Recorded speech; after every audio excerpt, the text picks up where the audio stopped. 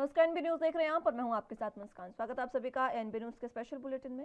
राष्ट्रीय लोकदल की उत्तर प्रदेश इकाई के अध्यक्ष मसूद अहमद ने विधानसभा चुनाव में पार्टी के टिकट बेचे जाने का आरोप लगाते हुए इस्तीफा दे दिया है। जयंत चौधरी को शनिवार को लिखे पत्र में मसूद ने अपना जो पत्र लिखा उसमें सपा और रालोद गठबंधन नेतृत्व पर तानाशाही रवैया अपनाने का आरोप लगाया। मसूद ने सपा अध्यक्ष अखिलेश यादव पर गंभीर आरोप लगाते हुए कहा कि उन्होंने मनमर्जी से पैसे लेकर टिकट दिए, जिससे गठबंधन बिना बूथ अध्यक्षों के चुनाव लड़ने पर मजबूर हुआ। मसूद ने जयंत और सपा अध्यक्ष पर तानाशाह की तरह काम करने का आरोप लगाते हुए कहा कि स्वामी प्रसाद मौर्य को बिना सूचना के फाजिलनगर भेजा गया तो वो चुनाव हार गए। उन्होंने सुझाव देते हुए लिखा कि जब तक अखिलेश बराबर का सम्मान नहीं देते, इस गठबंधन को स्थगित कर दिया जाए। उन्होंने आरोप लगाया कि पैसे के लालच में प्रत्याशियों का ऐलान समय रहते नहीं हुआ तो बिना तैयारी के चुनाव लड़ा गया। सभी सीटों पर लगभग आखिरी दिन पर्चा भरा गया।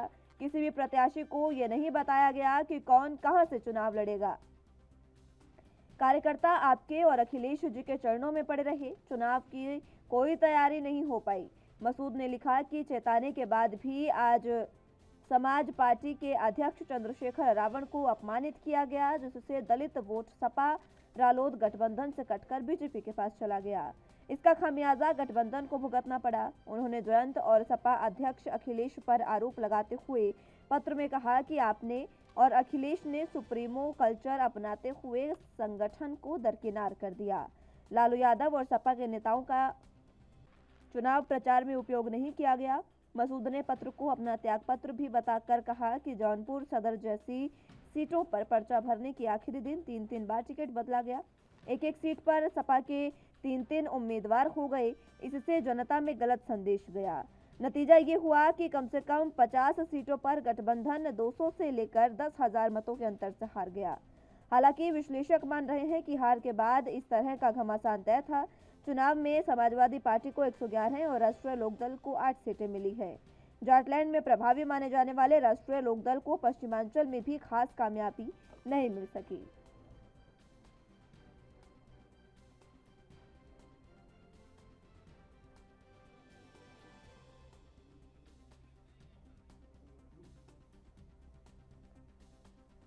आपको बता दें कि राष्ट्रीय लोकदल की उत्तर प्रदेश इकाई के अध्यक्ष यूपी अध्यक्ष जो हैं मसूद अहमद, उन्होंने पार्टी से त्यागपत्र दे दिया है और पार्टी पर टिकट बेचे जाने का आरोप लगाया है।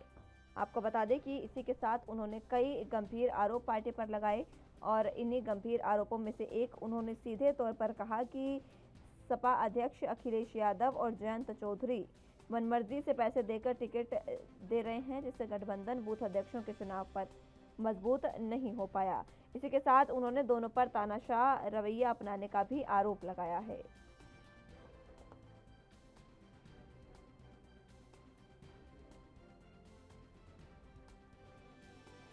आपको बता दें कि चुनाव से पहले जितनी मजबूती दिखा रहा था सपा गठबंधन, सपा और आरएलडी गठबंधन, वो इसी प्रकार एक बार फिर से अब टूटता दिखाई दे रहा है, जिसमें आपको बता दें कि जयंत चौधरी और अखिलेश यादव पर टिकट बेचने के आरोप लगाए गए हैं। टिकट बेचने के आरोप के साथ साथ यूपी प्रदेश अध्यक्ष मसूद अहमद ने ये भी कहा कि ये जो चुनाव है ये बूथ अध्यक्षों के चेहरे पर लड़ा गया, जिसकी वजह से चुनावों में हार मिली है। इसी के साथ उन्होंने कहा कि बड़ा दलित चेहरा चंद्रशेखर रावण को जब अपमानित किया गया, उसके बाद उनके अपमान की वजह से ही दलित वोट बैंक जो है वो कटकर बीजेपी के पास चला गया, जो सपा की हार का कारण बना।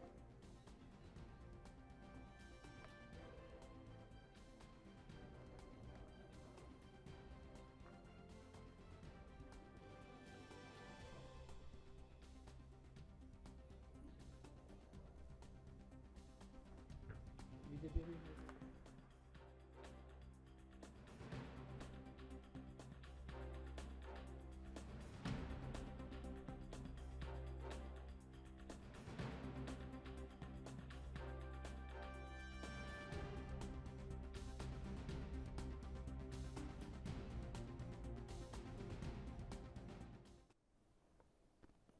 तो जिस तरीके से गठबंधन अब टूट की कगार पर आ गया है और गठबंधन में कहीं ना कहीं आपसी मतभेद बढ़ने लगे हैं, इसी को लेकर चर्चा की शुरुआत कर लेते हैं। तमाम गेस्ट हमारे साथ मौजूद हैं, उनका तारुफ आपसे करवा देते हैं।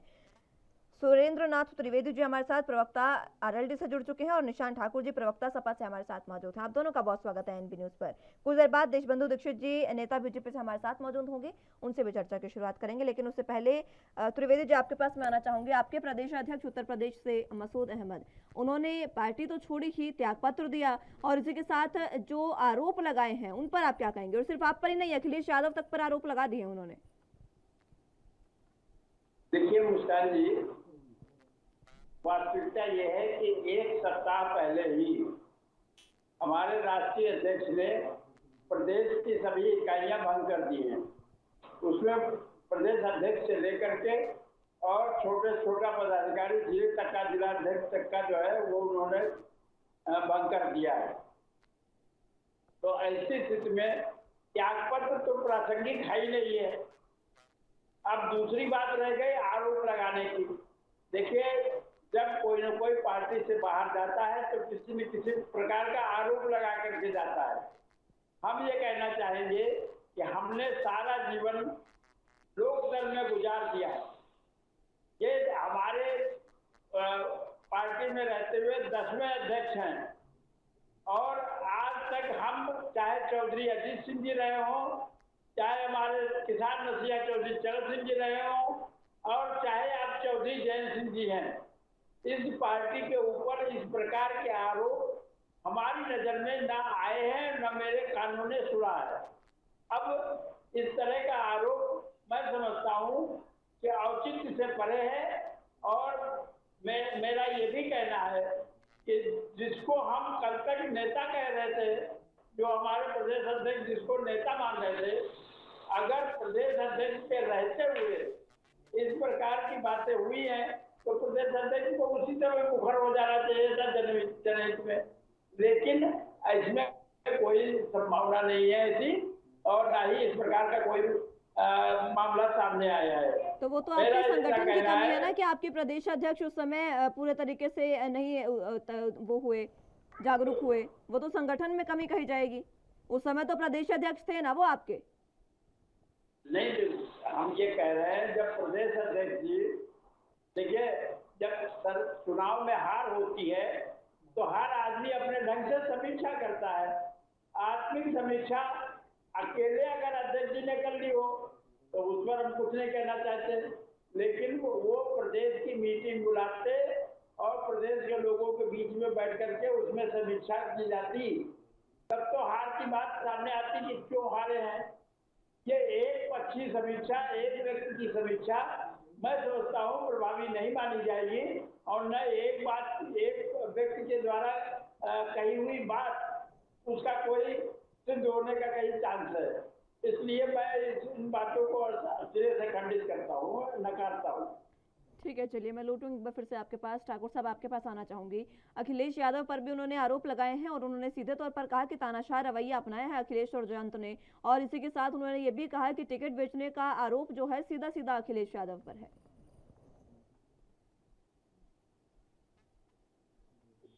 जो निजी राय है उसको लेकर मैं कुछ नहीं कह सकता, ना ही मैं अधिकृत प्रवक्ता राष्ट्रीय लोकदल का हूँ। समाजवादी पार्टी की समीक्षा बैठक 26 तारीख को बुलाई गई है और 26 तारीख को समीक्षा बैठक विधायकों की वर्तमान एमएनसी की लेटर के बाद ये पता लगेगा। लेकिन अभी लोकदल के बड़े भैया ने बताया कि इस तरीके का आरोप असल में क्या है कि लोकदल के अंदर पहले इस्तीफे मांग लिए गए हैं और उन्होंने मसूद साहब को लगा होगा, ये मेरी निजी राय है, सूत्रों की राय है, इनको लगा होगा कि कहीं मेरे साथ और सोबत पे आंच ना आ जाए तो आप आरोप प्रत्यारोप लगा करके ही पहले इस्तीफा दे दीजिए। उन्होंने अपनी साख बचाने की कोशिश की, ये सूत्रों के हवाले से पता लग रहा है। रही बात आरोप की, ये सब गठित है, इसकी जांच की जाएगी। जांच करने के बाद राष्ट्रीय लोकदल वालों से बात किया जाएगा कि ये क्यों लगा रहे हैं। 26 तारीख में हम लोगों ने समीक्षा बैठक विधायकों से बैठक बुलाई है, उसके बाद ये जानकारी मिलेगी। लेकिन इन लोगों से बात की जा रही है। अभी मसूद साहब का फोन नंबर स्विच ऑफ जा रहा है। तो वो हैं आपके साथ ठाकुर साहब। और अगर गठबंधन में इस तरीके से प्रदेश अध्यक्ष हैं, चलिए ठीक है, जयंत चौधरी पर उन्होंने आरोप लगाए तो लगाए, गठबंधन पार्टी पर भी अगर वो आरोप लगा रहे हैं तो आखिर ऐसे कैसे चलेगा? इसका मतलब तो ये कि अगर कोई भी पार्टी छोड़कर जाएगा तो वो इस तरीके के आरोप मर जाएगा। लेकिन इससे पार्टी की साख तो गई ना, साख की आप बात कर रहे हैं, पार्टी की साख तो गई, जनता विश्वास कैसे करेगी? और एमएलसी चुनाव भी दूर नहीं है। देखो, किसी निजी एक व्यक्ति के जाने या ना जाने से कोई फर्क नहीं पड़ता। समाजवादी पार्टी मजबूती तौर पर चुनाव लड़ती आई है, चुनाव लड़ेगी। इस तरीके के जो आरोप ये माननीय राष्ट्रीय अध्यक्ष अखिलेश यादव पे लगा रहे हैं, ये एक चैनल के माध्यम से बताया है कि लास्ट लोकदल से मैं बात करना चाह रहा हूँ कि मैं अपने अध्यक्ष को मैं बता रहा हूँ कि हमारी पार्टी ने टिकट बेचा खरीदा गया। ऐसा मसूद साहब ने बड़े चैनल के इंटरव्यू में कल कहा रात में 10:30 बजे। बाकी अगर समाजवादी पार्टी के राष्ट्रीय अध्यक्ष पे आरोप लगाया जा रहा है तो इन लोगों से बात की जाएगी, क्योंकि ये इस्तीफा मांगा जा रहा था। तो इन्होंने इस्तीफे को बचाने के लिए, स्वयं की रेस्पेक्ट को बचाने के लिए समीक्षा बैठक में स्वयं को ही जिम्मेवारी लिया कि मैं जिम्मेवारी लेता हूँ। कहीं इनको ऐसा लग रहा था कि राष्ट्रीय लोकदल के राष्ट्रीय अध्यक्ष जिम्मेवारी ना डाल दे कि आपने प्रदेश हरवा दिया। तो इसलिए इन्होंने अपने खट्टे अंगूर हाथ में लगे, तो इसीलिए इन्होंने अपना आप के व्यक्तित्व बचाने के लिए ऐसे मनगढ़ंत आरोप लगाकर, निजी आरोप लगाकर इन्होंने इस्तीफा दिया है। ठीक है, चलिए, निजी आरोप लगाकर इस्तीफा दिया है। लेकिन जिस तरीके से आप कह रहे हैं ठाकुर साहब कि किसी एक शख्स के आने जाने से पार्टी को कोई फर्क नहीं पड़ता, गठबंधन को कोई फर्क नहीं पड़ता, इसका मतलब तो ये समझे, हालांकि ओपी राजभर ने ये तमाम आरोप खारिज कर दिए हैं, उन्होंने पूरे तरीके से खारिज कर दिए, लेकिन कल अटकलों का बाजार बहुत गर्म था। उन्होंने पूरे तरीके से अटकलें लगाई गई कि राजभर खुद बीजेपी में एक बार फिर से एनडीए गठबंधन के साथ जा सकते हैं, यानी कि उनके जाने से भी कोई फर्क नहीं पड़ेगा पार्टी को।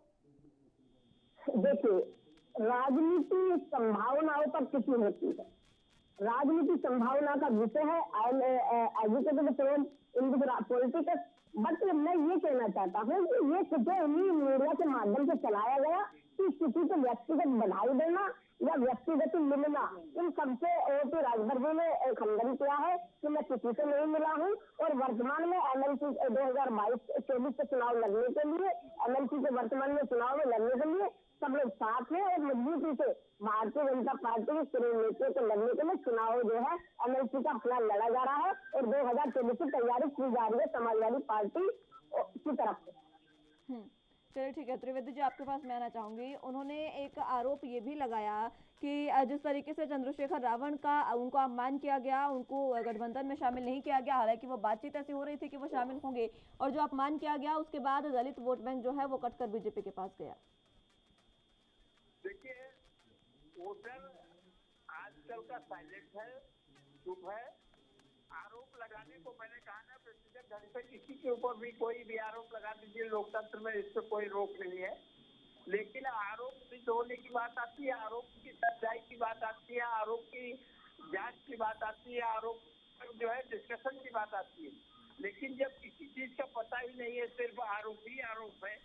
मैं खुद कह रहा हूँ कि मेरा ख्याल है कि ये 10वें प्रदेश अध्यक्ष हैं जिनके साथ मैंने प्रदेश व्यवस्था का पद निभाया। तो अब ऐसी स्थिति में हम कैसे मान लें कि जो अध्यक्ष आरोप लगा रहे हैं वो अपनी जगह सही होंगे?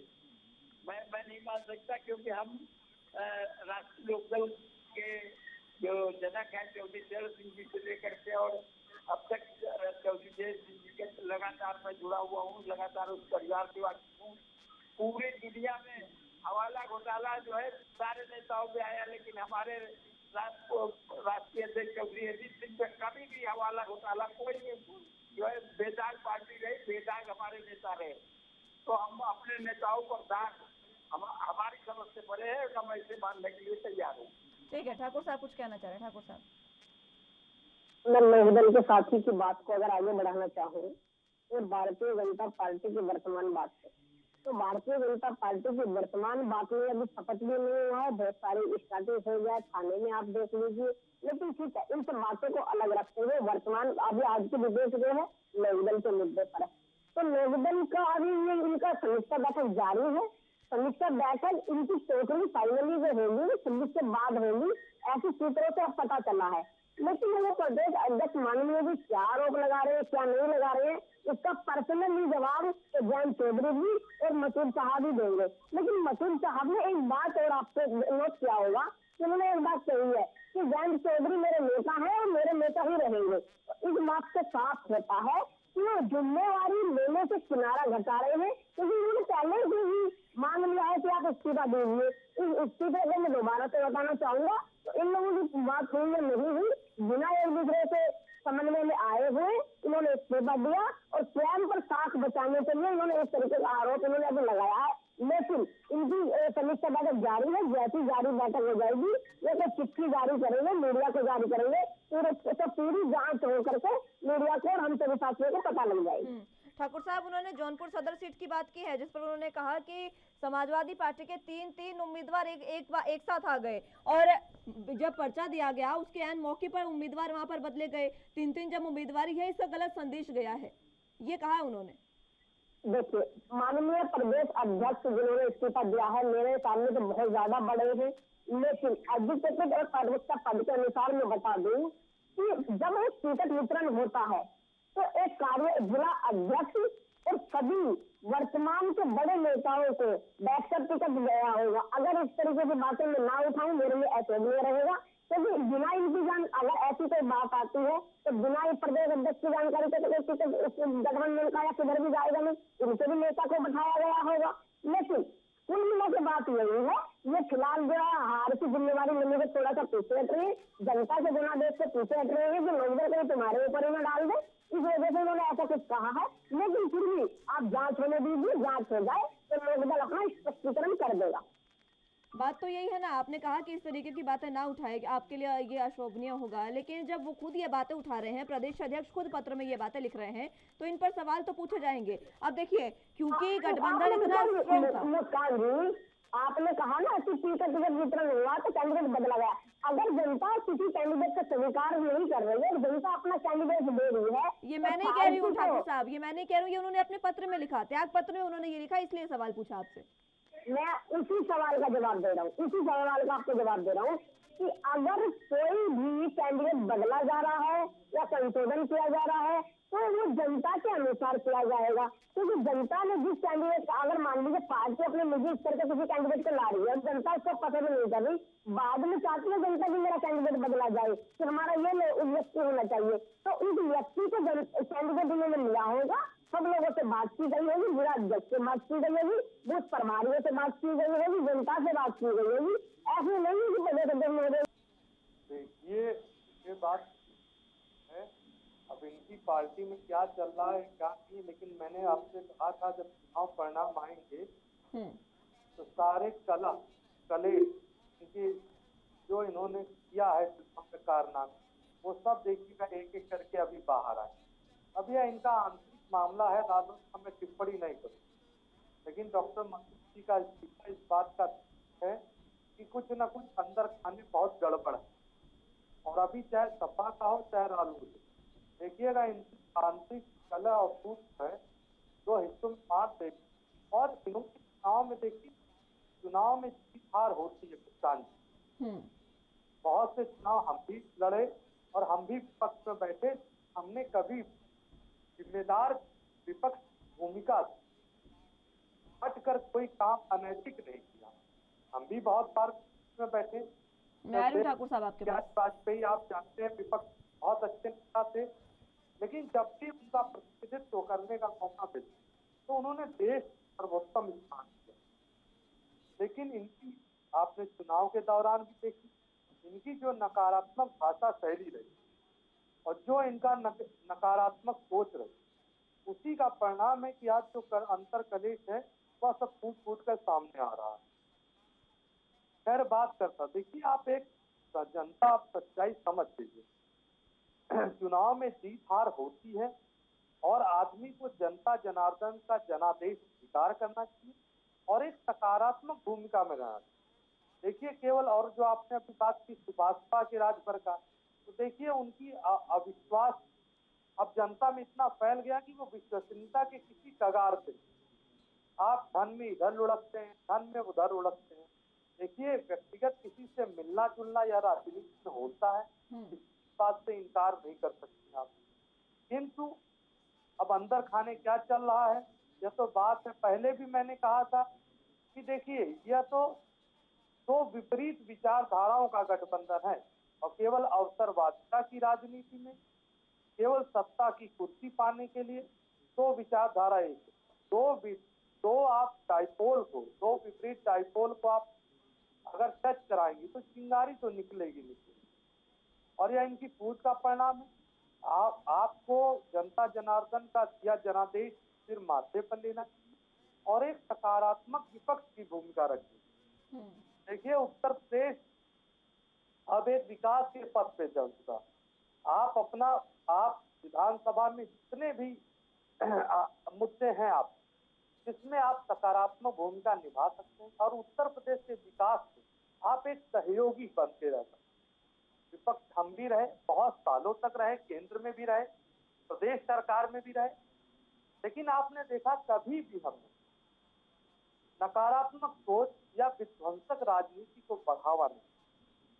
अब जातिवाद, संप्रदायवाद, मित्रवाद, ये सब भाषा शैली का इस्तेमाल करना कहीं से उचित नहीं है। आप एक सकारात्मक विपक्ष की भूमिका में आए और अपने विचारों को पटल पर रखें। देखिए, मतभेद हो सकते हैं किसी बातों पे, लेकिन मनभेद नहीं होना चाहिए। उत्तर प्रदेश प्रथम है, उत्तर प्रदेश का विकास प्रथम स्थान पर है। अगर हमारा मूल उद्देश्य एक होगा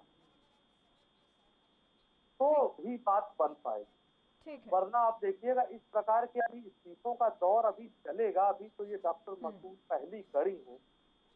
अब जैसा कि आपने अभी आप ही की बात को बताऊं, ये सब आरोप प्रत्यारोप तो अब लगेंगे ही और इससे बड़े बड़े टीकाकसी, लेकिन इससे कोई फायदा नहीं है और ये सब सच्चाई सब उजागर होगी। अभी तो बहुत सारे पर्दे खुलेंगे और देखिएगा मुस्कान जी, सब सच्चाई आप मीडिया बंधु धीरे धीरे निकाले।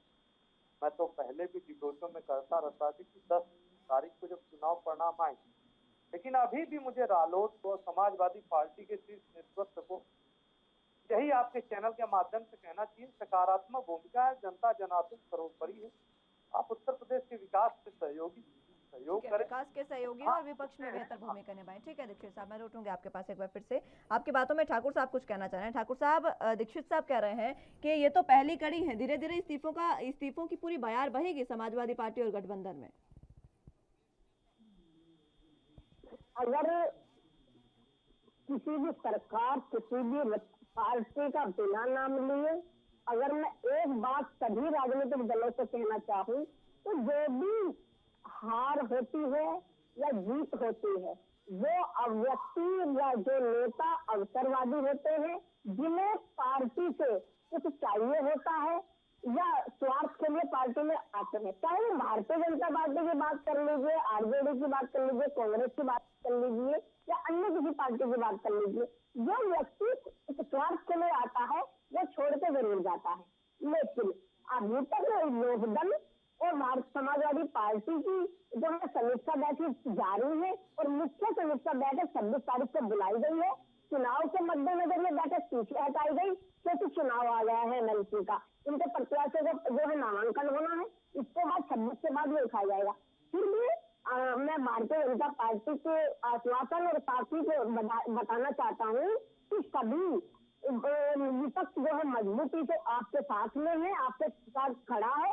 भारतीय जनता पार्टी या अन्य किसी भी पार्टी पूरी नीतियों का सदन से लगाकर जनता के दरबार तक, जनता के दर तक विरोधियों का जो है विरोध करेगा। क्योंकि अगर भारतीय जनता पार्टी बहुत अच्छे से चलाई जाएगी तो स्वागत में रहेगा, अन्यथा कृति होगी। जैसे कि अभी आप देख लीजिए, महंगाई तुरंत 2-3 दिन में इतना बढ़ गई है, त्योहार जो है 2.5% महंगा हो गया है।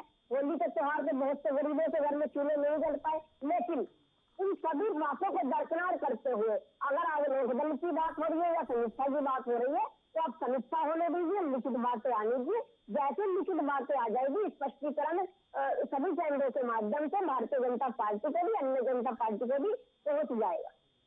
ठीक है, चलिए, जांच जब होगी उसके बाद तमाम चीज़ों हैं उसकी समीक्षा होगी और समीक्षा के बाद सब चीज़ें साफ होगी, ये कह रहे हैं ठाकुर साहब। त्रिवेदी जी, आपके पास मैं आना चाहूंगी। दीक्षित साहब ने जो बातें कही उस पर भी अपनी प्रतिक्रिया जरूर दीजिएगा, क्योंकि उन्होंने जिस तरीके से गठबंधन को लेकर बातें कही, इसी के साथ मेरा जो सवाल आपसे था पहले उस पर जरूर अपनी प्रतिक्रिया दीजिएगा। अगर एक सीट से 3-3 उम्मीदवार उतर रहे हैं, अचानक से आ रहे हैं, वो अगर गलत संदेश देता है तो गलत संदेश तो ये भी देता है ना पूरे तरीके से कि जयंत चौधरी अपनी सीट से उन्होंने वोट ही नहीं डाला। अगर एक इतना बड़ा अध्यक्ष पार्टी का वोट नहीं डालेगा तो जनता में फिर क्या संदेश गया? उन्हें वोट से ज्यादा अपनी रैली जरूरी लगी। मैं लौटूंगी आपके पास ठाकुर साहब। त्रिवेदी जी, कार्यक्रम लगा है तो बट नेचुरल वो सोच सकते हैं कि मैं रैली संबोधित करने के पश्चात मथुरा पहुंच करके अपना वोट डालूंगा। और अगर ये पहले से डिसाइडेड ना होता तो उनकी पत्नी श्रीमती चारू चौधरी कैसे चली गई वोट डालने के लिए? उन्होंने कह दिया होगा कि हाँ तुम वोट डालो जा करके, मैं बाद में पहुंच के इसको वोट डालूंगा। ऐसा तो नहीं है। देखिए, एक हिंदू धर्म में एक संयुक्त परिवार की एक मतलब होता है। संयुक्त परिवार में जब तक ऊपर से आदेश नहीं होता है तब तक उस हिसाब से काम नहीं होता। बात तो आप ऐसी कर रहे हैं दीक्षित त्रिवेदी जी, यानी कि एक संयुक्त परिवार में एक घर का मुखिया कह दे कि आप जाकर वोट डालिए, मैं सब्जी लेकर आता हूँ बाहर से, तो ठीक है वो सब्जी लेता रहे और बाकी वोट डाल दे, ये तो कोई बात नहीं हुई ना आपकी। एक जिम्मेदारी जो जिम्मेदारी होती है एक वोट की, एक लोकतंत्र का जो पर्व है, उसमें आप अपना एक वोट नहीं डालते हैं तो फिर आप किस नाम के अध्यक्ष है? मुझे ये नहीं समझ आ रही है। सबसे बड़ा संदेश तो ये होना चाहिए था ना कि हमने तो वोट डाल दिया, अब आप भी डालिए। देखिए, आपके कथन को मैं नकार नहीं रहा हूँ, लेकिन जयंत चौधरी जी उसके बाद पहुंचे, लेकिन संयोग की बात है कि भैया वो समय निकल गया था, उनको अंदर एंट्री नहीं मिली। आप मुझे एक बात बताइए, शक्ति थी। आप मुझे एक बात बताइए, ऐसा तो है नहीं कि जहां पर उन्होंने वोट डालना है वहां पर कल ही डिसाइड हुआ है कि आपको भैया कल वोट डालना है? कल तो डिसाइड नहीं हुआ ना, पहले से इतने लंबे समय से पता था, तो उस दिन आपने क्यों उस दिन रैली का आयोजन किया? वोट जरूरी है या रैली आपके लिए? संदेश क्या गया जनता में? कौन सा संदेश जो है जिसने गठबंधन को हराया है वो आप खुद समझिए। आपकी सक्रियता, देखिए 2-3 दिन का मौका रहता है एक फेज से दूसरे फेज में प्रोग्राम करने के लिए। अगर पदाधिकारियों ने, कार्यकर्ताओं ने और वहां के प्रत्याशी ने उनकी रैली लगा दी तो कार्यक्रम को नकारा भी नहीं जा सकता। एक बात, और जहां तक कितनी दूर था वहां से? आप मुझे एक बात बताइए, रैली कहाँ थी और वोट कहाँ डालना था अगर आपको याद हो तो, और कितनी दूरी होगी वहां से? वोट डालकर चले जाते ना, अगर आकर वोट डाल रहे हैं तो डालकर चले जाते, रैली में थोड़ा सा लेट हो जाते।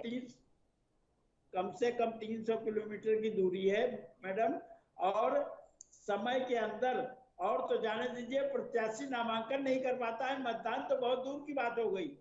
समय की महत्ता ही सबसे ज्यादा है, लेकिन समय की महत्ता को आप समय पर समझ नहीं पाए ना, इसी वजह से ये हाल हो रहा है। ठाकुर साहब, आप कुछ कहना चाह रहे हैं? थोड़ी सी बात आप अपनी रखिए, उसके बाद मैं दीक्षित साहब के पास जाऊंगी।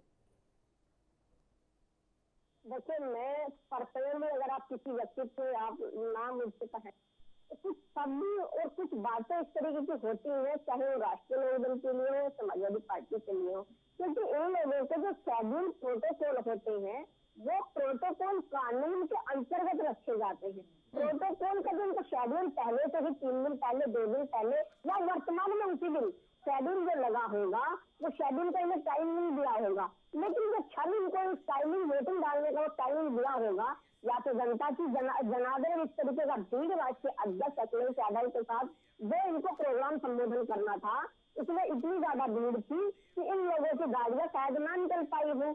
मैं राष्ट्रीय लोकदल की ही बात को बता रहा हूँ कि हो सकता है। दूसरी बात, इन्होंने कोई स्पष्टीकरण दिया था कि जाम और प्रोटोकॉल और जनता से मिलने के कारण मैं वोट डालने नहीं पाया हूँ, तो मैं समझ आता हूँ, क्योंकि इनकी मीटिंग शायद वोट डालने चली गई थी। इनका शेड्यूल था कि ये वोट डालने जाएंगे, लेकिन जनता की भीड़ को, और जब तक इनकी गाड़ी पहुंची, क्योंकि ये संबोधन में बहुत ज्यादा लेट हो गए थे। वोटिंग उत्तर प्रदेश में जहां तक मुझे ध्यान है ठाकुर साहब, सुबह 6 बजे शुरू होती है। सुबह 6 बजे से अभी के चरणों में वोटिंग शुरू हुई। आप 6 बजे भी जाकर अगर डालते तो कोई ऐसी जनता नहीं थी जो आपको ये कहती कि नहीं पहले हम वोट डालेंगे। आप एक बार मुझे बात रख लीजिए, फिर आप अपनी बात मुझे बता दीजिए, मैं उसका जवाब दूंगा। मैं इस वक्त शेड्यूल और फॉलोअर्स की बात कर रहा हूँ, क्योंकि समाजवादी पार्टी के राष्ट्रीय अध्यक्ष के कार्यक्रम में इतनी भीड़ होती है, जनता उनको इतना ज्यादा पसंद करती है, इसीलिए ये जयंत चौधरी साहब जो है माननीय राष्ट्रीय लोकदल के अध्यक्ष, ये उस कार्यक्रम में 7वें दिन का प्रोग्राम लगा हुआ था। लेकिन हो सकता है कुछ क्षण 2, 4, 10, 5 मिनट आगे पीछे हो गया हो, तो उस वजह से वहां तक ना पहुंच पाए हो। बाकी पर्सनली स्पष्टीकरण क्या है ये लोकदल जवाब देगी, लोकदल के राष्ट्रीय अध्यक्ष जवाब देंगे। शायद उन्होंने प्रेस के माध्यम से बताया भी था कि मैं किस कारण से वहां नहीं पहुंच पाया। ठीक है, लेकिन बात यहाँ गलत संदेश की हो रही थी और बात सीधी सी ये है कि किसी भी तरीके से अगर आपको चाहिए, अगर आपको आपके लिए जो प्रायोरिटी है आप उस काम को करेंगे ही करेंगे चाहे कुछ भी हो जाए। रैली प्रायोरिटी थी इसलिए वो वहां पर गए, अगर वोटिंग प्रायोरिटी होती तो सुबह 6 बजे ही वोट डालकर और जा सकते थे वो। दीक्षित साहब,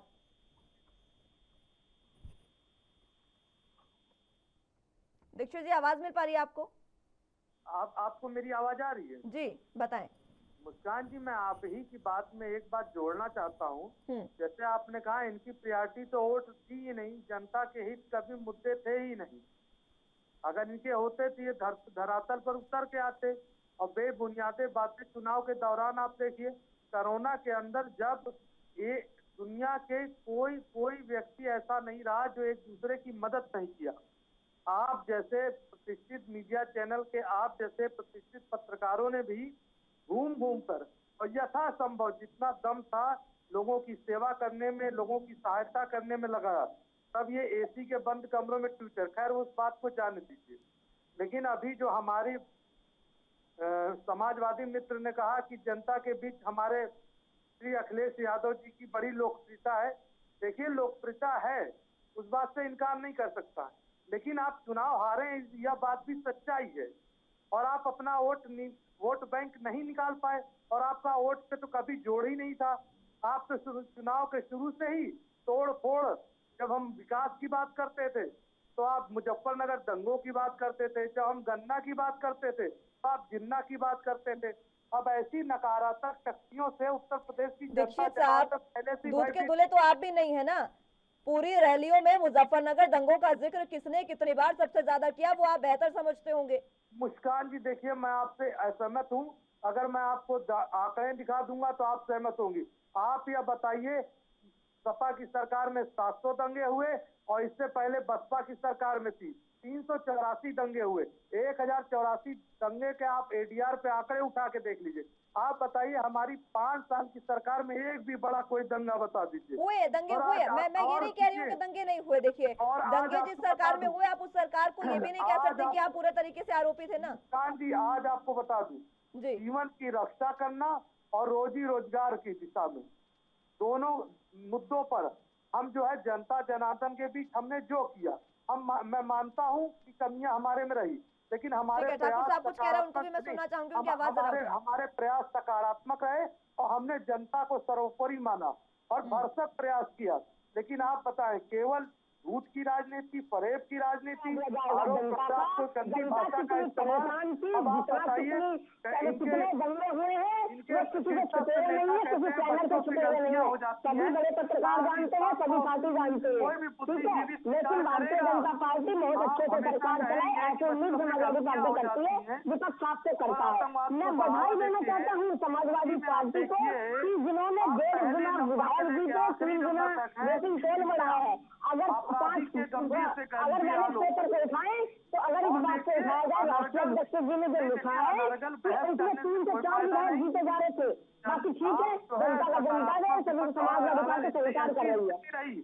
तो अभी देखिएगा, ऐसी स्थिति रही तो अभी कितने इस्तीफे आएंगे। मुस्कान जी, मैंने पहले भी कहा, पुनः दोहरा रहा हूँ, देखिए आप जो जनादेश है उसको स्वीकार करिए और अगर सकारात्मक विपक्ष की भूमिका निभा सकते हैं तो निभा लीजिए, नहीं तो धीरे धीरे जैसे बसपा और कांग्रेस समाप्त हो गई वैसे आपकी पार्टी भी समाप्ति की ओर अग्रसर है। चलिए, जो हार है वो तो खैर वो शुरुआत से स्वीकार करते नजर आ रहे हैं, जनता का जनादेश है। और ठाकुर साहब बहुत बार हमारे साथ पैनलिस्ट बनकर बैठे हैं और वो लगातार इस बात को मानते हैं कि जनता का जनादेश है और हार जीत तो देखिए दीक्षित साहब लगी रहती है। आपने खुद ये बात अभी शुरुआत में स्वीकारी। ठाकुर साहब, मुस्कान जी, मैंने कहा था एक भारतीय जनता पार्टी के अपने साथियों को रहती है, मैंने यह शब्द कहे, लेकिन मैंने कहा हम भी विपक्ष में बैठे हैं और आप देख लीजिए, चाहे श्रद्धेय श्री अटल बिहारी वाजपेयी जी की सरकार हो और चाहे यहाँ उत्तर प्रदेश में हमारे विपक्षी नेता जो है स्वर्गीय श्री कल्याण सिंह की सरकार रहे, हमने कभी अपने मुद्दों से नहीं भटका और जनता जनार्दन के बीच हमेशा रहे और उनकी आवाज को विधानसभा के पटल पे और लोकसभा के, राज्यसभा और लोकसभा के दोनों सदनों में उठाया। केवल अनर्गल आरोप प्रत्यारोप करना। और देखिए, भ्रष्टाचार के दलदल में आज आदमी क्या चाहता है? शांति चाहता है, व्यवस्था चाहता है, सुरक्षा चाहता है। महिलाएं रात को जो है सुरक्षित बाजारों में निकलना चाहती हैं, बहु बेटियां जो है जीवन रक्षा के प्रति जो है एक स्थायी सरकार चाहती है, जो जिसका एक विजन हो, जिसके पास एक संकल्प हो। हमने जो कहा, देखिए हमारी सरकार ने पहले भी जो कहा वो ठीक है। किया और अब भी जो कहा है वो करेंगे। ठीक है दीक्षित साहब, मैं लौटूंगी एक बार फिर से आपके पास। ठाकुर साहब। मुस्कान जी, आपके चैनल पे मैं बता दूं और कई बार बता चुका हूँ, बहुत बड़े नेता भी बता चुके हैं कि भारतीय जनता पार्टी का जो जितना बड़ा नेता उतना बड़ा झूठ, जो जितना छोटा नेता उतना छोटा झूठ। सभी चैनल जानते हैं। अगर पिछली सरकार की बात को ना उठवाया जाए, नई सरकार को बढ़ाई दी जाए तो बहुत अच्छा है। अगर पिछली सरकार को उठा जाए तो कितने दंगे हुए हैं, सभी चैनलों के पास आरोप पत्र है, सभी चैनलों के पास सर्वे है। ठीक है, और दूसरी चीज, अगर ये बात कह रहे हैं विपक्ष में रहने वाली बात, तो माननीय स्मृति ईरानी साहब भी 300 रुपए के सिलेंडर के सरकार सामने बोलती थी, और प्रधानमंत्री के चोरी गिफ्ट किया करती थी। मजबूत से विपक्ष की बात तो ये है। दूसरी चीज, अगर जो है वर्तमान सरकार को हुआ तो आप देख लीजिए कितनी महंगाई 2 दिन में बढ़ गई है। समाजवादी पार्टी के प्रत्येक विधायक को, प्रत्येक कार्यकर्ता को, प्रत्येक बेरोजगार को, प्रत्येक विधवा पेंशन को जनता जनार्दन इससे उकता गई है। सभी लोगों को इसीलिए आपको आरोप है कि अगर वो जीते हैं तो उनको बहुत बहुत बधाई। बड़ा झूठ, छोटा झूठ, यही सब तो आप बातें जो कहते हैं भ्रामक भ्रांतियां फैलाते हैं और जनता के बीच भ्रमित करते हैं, ये बस दिखावा भर है। अभी तो इस चीजों की जड़ी लग जाएगी। और मैं आपको एक संदेश देना चाहता हूँ, उसमें सुधार करें, सकारात्मक सोच के साथ आए और याद रखिए हर विपत्तियों का समाधान होता है और हर विपत्तियों को सकारात्मक सोचे। दुनिया में कोई ऐसी समस्या नहीं जिसका समाधान नहीं। उनकी ही बात को अगर आगे बढ़ाया जाए मुस्कान जी, अभी ठीक है दीक्षित साहब। के बारे में स्वयं कह रहे हैं कि हम विपक्ष में रहे हैं। ठीक है, स्वयं कह रहे हैं विपक्ष की मर्यादा रखते, दूसरे के उंगलियां उठा रहे हैं। विशाल पहाड़ की तरह होगी और आप ही के ऊपर यह सुनामी आएगी। अभी तो आप 4 चुनाव हारे हैं देखिए, और 2024 भी आ रहा है। आपके पास 2 साल का वक्त है, सकारात्मक भूमिका बनाइए। उत्तर प्रदेश को उत्तम प्रदेश बनाने का जो भारतीय जनता पार्टी का संकल्प है उसके साथ जुड़िए। और देखिए, ये केवल वाद विवाद करना और हर समस्या को बढ़ा चढ़ाकर बात करना, मीडिया में भ्रामक बातें फैलाना, इन्होंने ये कहा और ये गलत जो नकारात्मक सोच के साथ नहीं बैठती। इस सोच को पहले सकारात्मक डालिए। ठीक है दीक्षित साहब, ठीक है, चलिए इस तूतु में से बाहर निकलते हैं। ठीक है, त्रिवेदी जी आप अपनी बात रखें।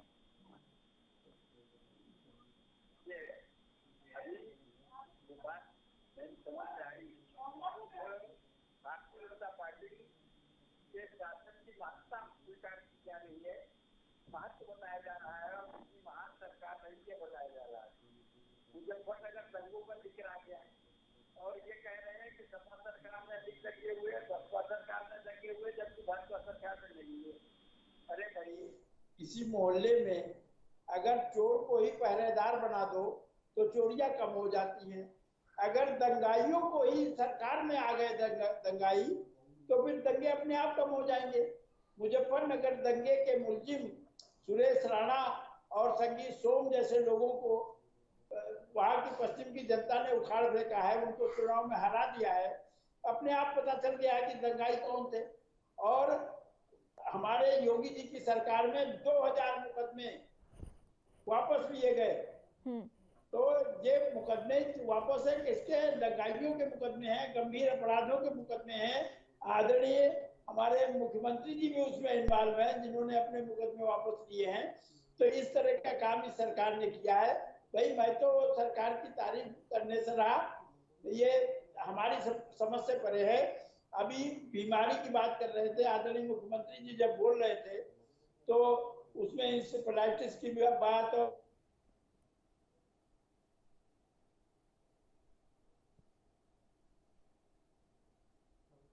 कि अभी कोरोना नामक बीमारी में तो ताली और थाली बजवा रहे थे। वो बीमारी भगाने के लिए ताली और थाली का प्रयोग करा रहे थे और लाखों लोग मौत के गाल में समा गए और जो है ये उनको ऑक्सीजन नहीं उपलब्ध हो सकी। तो इस तरह के काम जब होते रहे तो ऐसी स्थिति में हम उस सरकार की ये तारीफ करने लग जाए, यहाँ सरकार ने बड़े अच्छे काम किए हैं। अरे शिक्षा और स्वास्थ्य, 2 साल लगातार स्कूल बंद कर दिए, बच्चे जो है शिक्षा से वंचित हो गए। वो बच्चे जिनको हम ये कहते थे कि मोबाइल से दूर रखा जाए, उन्हें मोबाइल खरीद के देने पड़े। और प्राथमिक विद्यालय जो जिला परिषद के अंडर में आते हैं, बेसिक शिक्षा परिषद जिनको चलाती है, वहाँ बिजली तक की व्यवस्था नहीं है। आदमी उनको जो है मिड डे मील उपलब्ध कराया जाता है, तो उनको मोबाइल में शिक्षा, कहाँ से मोबाइल मिल गए, कहाँ से शिक्षा हुई। शिक्षा का जितना बड़ा नुकसान भारतीय जनता पार्टी शासन में हुआ है, ऐसा आज तक के इतिहास में देखने को नहीं मिला है। तो मैं किसी भी प्रकार से भारतीय जनता पार्टी के शासन को एक अच्छा शासन नहीं कह सकता, और ना ही इनका कोई ऐसा काम है। हाँ, अगर गरीब ले लिया जाए तो गरीबी बढ़ी है, बीमारियां बढ़ी है, परेशानियां बढ़ी है, और आम जनता त्रस्त हुई है इनके शासन में। यही शासन की खूबी है, यही शासन की विशेषता। ठीक है दीक्षित साहब, आरोप लगे आप पर सीधे सीधे। देखिए, त्रिवेदी जी के विचार उनके व्यक्तिगत विचार हो सकते हैं, चाहे आप 2014 से देख लीजिए, जब से हमारे भारत सरकार में श्रद्धेय प्रधानमंत्री ने नेतृत्व संभाला है, विश्व के पटल पे हमेशा भारत देश का मान बढ़ाया है। और रही बात इनके विचार के हिसाब से देश नहीं चलता है। लोकतंत्र में जनता ही जनार्दन फैसला करती है, और उसका एक फैसला मुस्कान जी अंतिम फैसला माना जाता हो। 2014 के लोकसभा चुनाव में देख लीजिए, हमको सभी वर्ग संप्रदाय ने, हमने सबका साथ, सबका विकास और सबका विश्वास इस नीति पर चला।